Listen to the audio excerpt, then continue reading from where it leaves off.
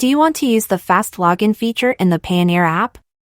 With this option, you can log into your account quickly and securely using your fingerprint. First, open the Payoneer app and log into your account.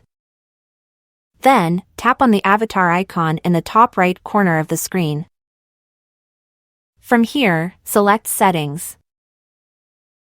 Next, tap on Quick Sign In, which is the first option in the list.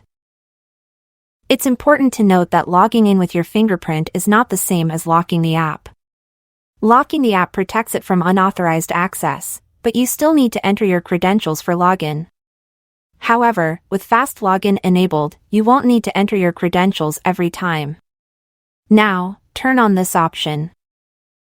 To test it, I'll completely close the Payoneer app and reopen it. As you can see, the app immediately asks for a fingerprint scan for quick sign-in.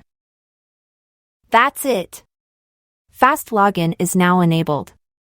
Fast Login makes accessing your Payoneer account much faster and more convenient. Now you can securely sign in with just a touch, without the hassle of entering your credentials each time.